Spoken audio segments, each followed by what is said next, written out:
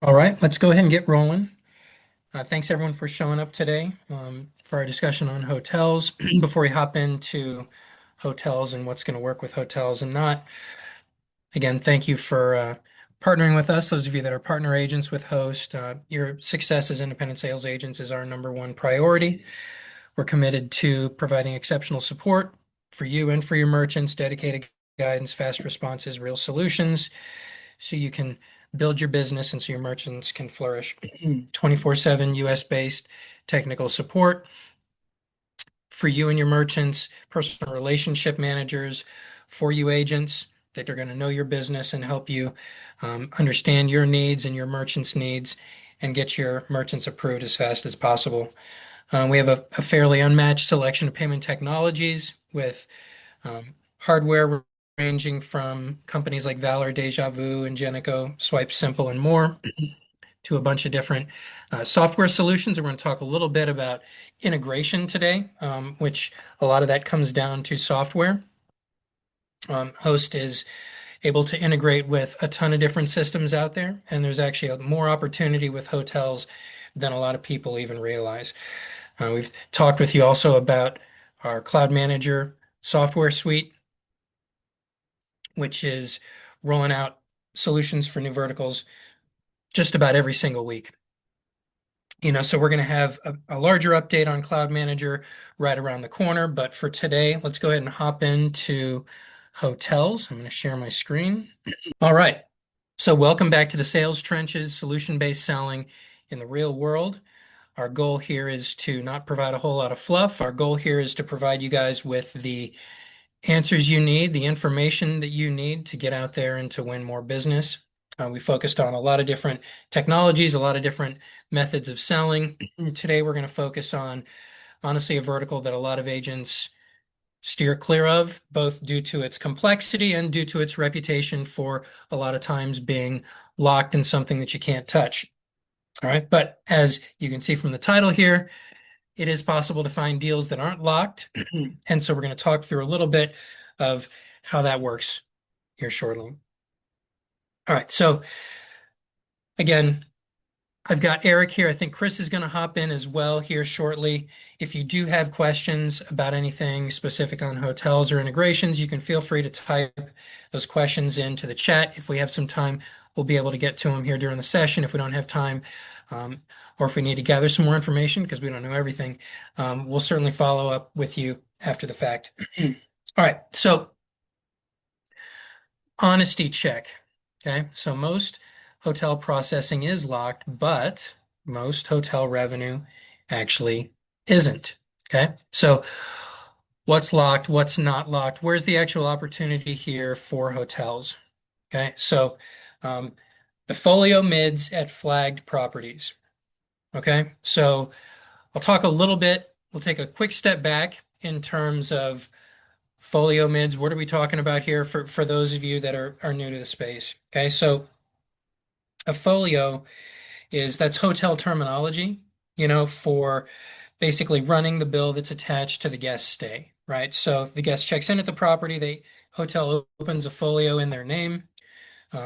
Every charge during the stay gets posted to it, room rate, taxes, resort fees, um, possible mini bar, bunch of different things could get attached to the folio. Okay. And then at the end, the folio is, the balance on the folio is processed. Okay. And a folio mid is the merchant account that processes the folio charges. Okay. So hotels, some people don't know this, hotels oftentimes are going to actually have multiple mids. Okay, so the folio mid again, it's going to process the folio charges. It is the usually the property's largest volume by far. Okay, now again, there are other opportunities within or ancillary mids that you can see over on the right-hand side in the unlocked section. Ancillary mids at a flag property, right? So a hotel that has food and beverage on site, has a spa, gift shop, banquet hall, parking, events, stuff like that. Many times these ancillary mids are not tied to the folio mid, and even for flagged properties such as your Marriott's, Hilton's, Hyatt's, IHG's, stuff like that, the hotel is required to process through the property management system software, um, the folio mid, but there are ancillary mids that can actually be captured as an opportunity. Okay. So again, the folio mid at a flag property, you're not going to walk into a Marriott probably, although we are working on some solutions for this. So stay tuned. But a lot of times you're not going to be able to walk into a flagged property and have an opportunity with the folio mid, right? When they tell you their hands are tied and they can't do anything with it, the answer is that they're usually being transparent and accurate there. Okay.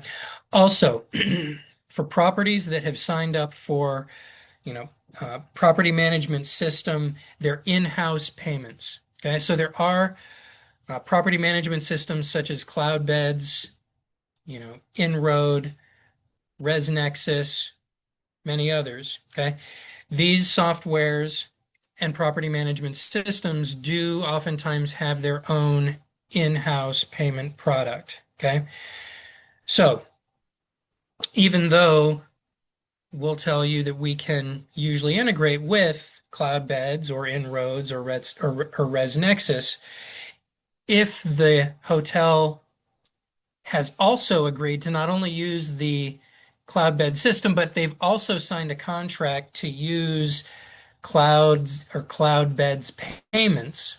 Okay. They will sometimes have signed like a year-long contract or something like that, and then you can't grab that either, even though we can integrate with Cloudbeds if they have signed a contract to not only use the Cloudbed software, property management system, but also their payments. You know, you may be locked out or frozen out until at least that contract ends. And we're going to show you, Eric has done a great job putting together a nice info gathering sheet.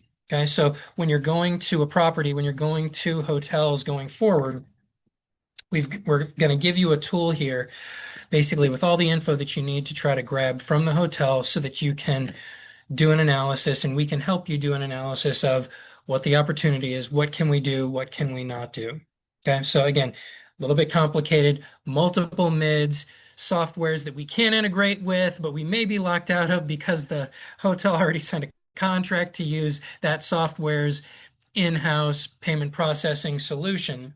Okay, there's a lot to keep track of here, but we're going to do what we can to give you guys a tool where you're not going to feel overwhelmed. We want you to feel empowered that you can walk into one of these places that looks like an opportunity. You've got your questions that you need to ask. You can get your answers, and then we can figure out how to help you win the deals. Okay. So, again, additional unlocked opportunities, a lot of times independent and boutique hotels, they may be using like a Cloudbeds or an InRoads or something like that. But a lot of times, at least it's not coming from some higher authority like Marriott or Hilton or Hyatt that you're going to use this solution and that solution is locked, right? Sometimes or many times I've actually had a lot of you agents come to me and say, hey, this is the hotel. I'm going after this hotel. They use this, they use InRoads currently. Can we get in? Right. And then we'll answer a few more questions and we'll figure that out. Okay. So a lot of times you're going to have maybe maybe a better chance on the surface with independent or boutique hotels. Okay. And again, that may sound like, you know, small potatoes, like my grandmother would say. But again, that's still 30% of US rooms, right? There's still a very large opportunity here if we're not afraid to go pursue it, right? If we're not afraid to go after the thing that maybe we haven't gone after before. Okay. Um, a lot of stuff that we talk about here is about getting out of our comfort zone, right? You're going to be a better, more successful agent if you have more tools in your tool belt and you're able to go after different mids and different opportunities. Okay. Adjacent hospitality, vacation rental managers, small hotel groups of 2 to 8 properties, extended stay independents, RV resorts, glamping, stuff like that. So these are over here on the right-hand side, excuse me. These are the opportunities that should be flashing lights at you to say, hey, time to get out of my own way. time to take this form that Ryan and host are going to give me, go out, get the information, and win some more business. Okay. And again, just to circle back on the folio mids, we're working on solutions to get in there as well. All right. What a winnable hotel deal actually looks like. Okay. So again, generally speaking, okay. Again, we talked about independent boutique hotels. We talked about generally unflagged or soft flagged hotels. Okay. Ownership, smaller ownership group, you know, volume signals of, a million and a half plus. Now, again, I'm not going to say it's got to be a million and a half. I've helped several of you agents over the last 6 months. I want to say, win smaller hotel deals. And hey, you know, though it was a win for those hotels, even though they were kind of, a smaller, uh, maybe smaller than what most people think of when they think of winning hotel deals, but brought value to those hotels by saving them some money. And also, our agents are making money as well, in terms of their residuals. Okay. Also, where do these particular types of winnable hotel deals cluster? Okay. So independents, you tend to see a lot of them in mountain resort towns, beach destinations, wine country and rural retreats, secondary markets, college towns. Okay. Again, the flagged hotels tend to over-index in major metro areas, airport corridors, um, and highway interchanges. All right. So some questions that can surface real margin. Okay, so when you get in, walk me through every place a card gets run on the property. Why? That's that folio mid versus the ancillary mid. Okay, so again, this is going to surface the ancillary mids that the GM forgot to mention, right? Because he's thinking, well, we run our folios over here, and GM may not even really completely understand, the fact that, hey, even though, the overarching body's telling me I need to do one thing here in the folio lane, I may be able to do things in the ancillary mids. And again, we're talking about bringing value to the hotel. You're going to wind up saving them money there too, which can be really good news for the general manager to report to ownership. And you'll hear about things like spas or banquet offices, and that can be two or more deals. Okay. Is the processing tied to your PMS contract? Okay, property management system contract, or is it separate? Okay, this is the question most agents are going to miss. When they're separate, the deal is dramatically easier. Okay, so I want to say last month, there was I think it was a Think Reservations deal, and they did not have tied processing, and it was easy, right? We figured out what gateway they wanted to use, and it was a smooth deal like anything else, but a lot of agents wouldn't have even tried because it was in the hotel space. Who owns the property? Who signs for it? Um, if the GM can't sign, then you got to get to the owner, right? Who's the decision maker? Kind of a classic rule of sales. You want to be talking to the decision maker. What's the effective rate and how are you handling chargebacks? Most of them aren't going to be able to answer on rate, and that's going to usually be an opening for potential savings, of course. And just know again that chargebacks are a hospitality pain point that can drive a conversation. Okay. Now, also, what percentage of bookings come through OTAs versus direct? Okay. So OTAs, online travel agencies. Okay. So again, for those of you, I mean, we've all gone to Expedia and stuff like that. We've gone to those third-party booking websites, those aggregators, and we've booked hotels through there, or at least I'm assuming most of us have. Okay, so what percentage of the business is actually happening, from the OTA? Okay, so these third-party booking sites, visitors are able to go on there, they're able to book hotel rooms, think Expedia, Booking.com, hotels, Priceline, so on and so forth. Okay, so the um, the merchant model, which is most common, especially in Expedia, this is when the guest books, like say a Marriott through Expedia. Expedia actually collects the guest credit card and processes the charge through Expedia's merchant account. Then Expedia pays the hotel via a separate settlement, usually monthly, after taking their commission, which is a big pain point. Okay, those commissions can be 15 to 25%, right? So the hotel, that OTA commission, that bill from the OTAs, that's going to be their biggest expense maybe after labor. Okay, so this is a very large pain point for them. So it's just something good to be aware of. And again, some hotels do 70% or more of their bookings and reservations through the OTAs. And so for 70% of their business, they're losing 20 to 25% of their revenue, which really stinks for them. But a lot of them, it's just a cost of doing business at a certain point. Now, the boutique hotel, a lot of times boutique hotels, they may actually do a smaller percentage of their business through the OTAs. The Think Reservations mid that we boarded here a couple months ago, they did almost nothing through OTAs. They have regulars that come every year, groups that come all the time. They have decent SEO, and they don't wind up doing much booking at all on the on those third party sites. Okay. Now again, every dollar that's processed by Expedia is a dollar that host and you aren't going to be able to see. You know, um, we want to try to help them win back, some direct bookings, and that's going to help them grow margin. It may be difficult to actually do that, but just be aware.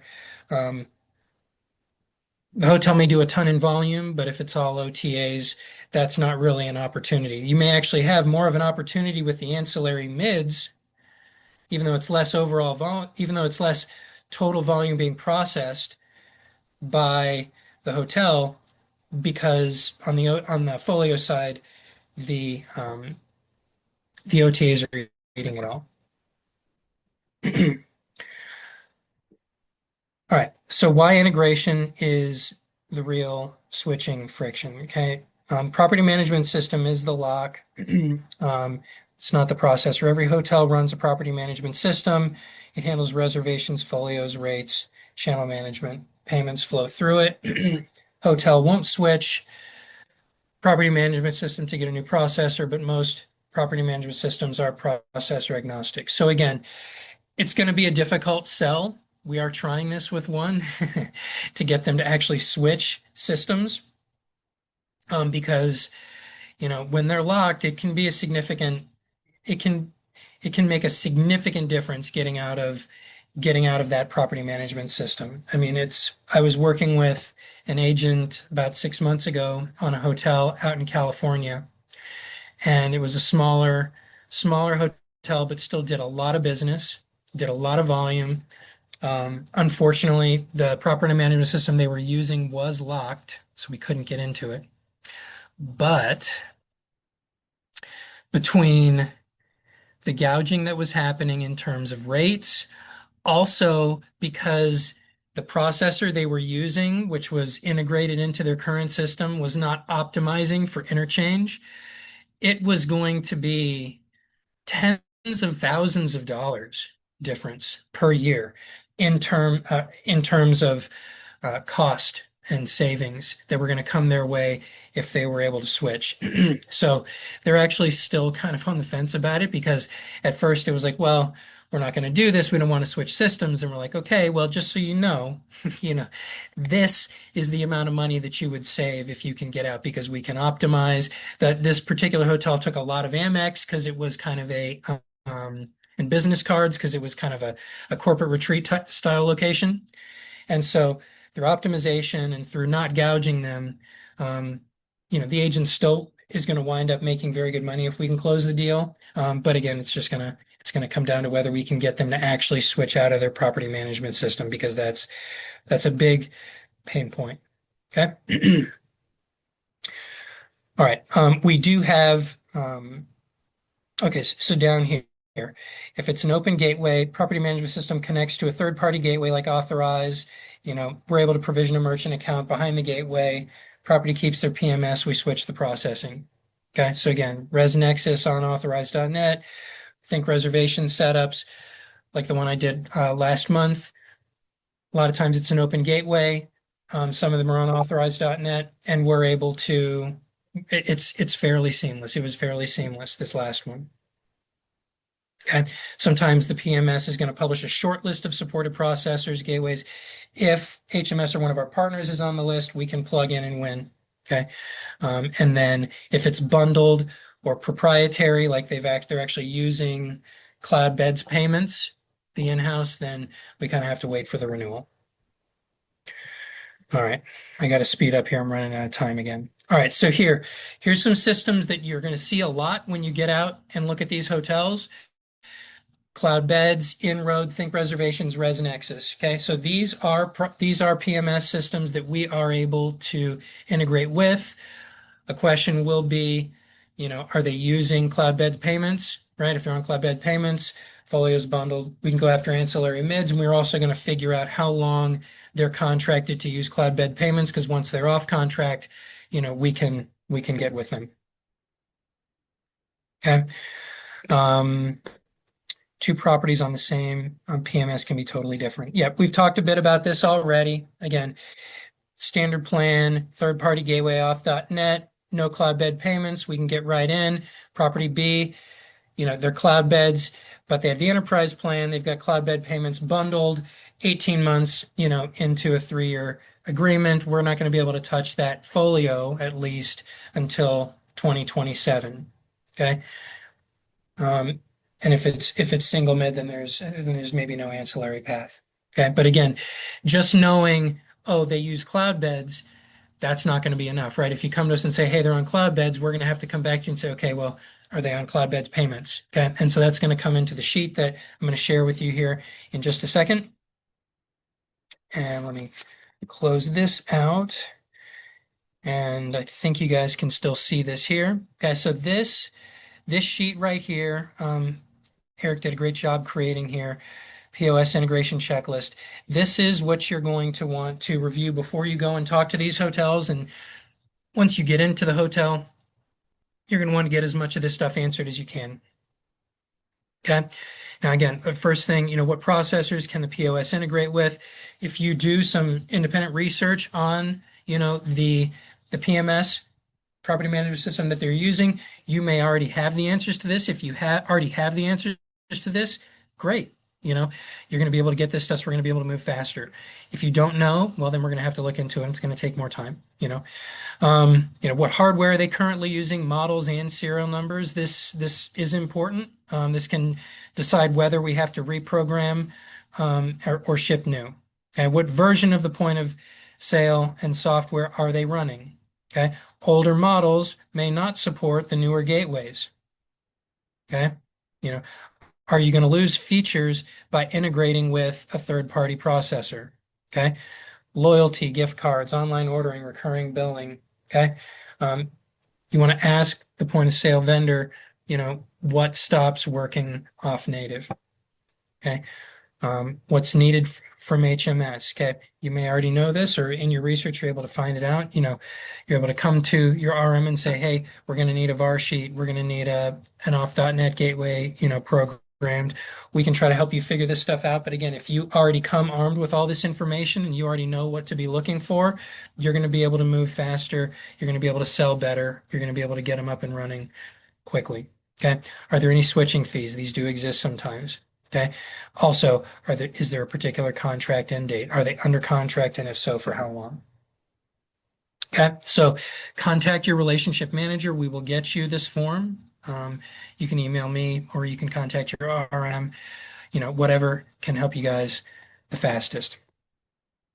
All right. So from current slide. Again, so how to run the hotel sales call, open with the mapping. Before we talk about rates, I want to understand your operation. This is where you get the picture of the folio mid and are there any ancillary mids.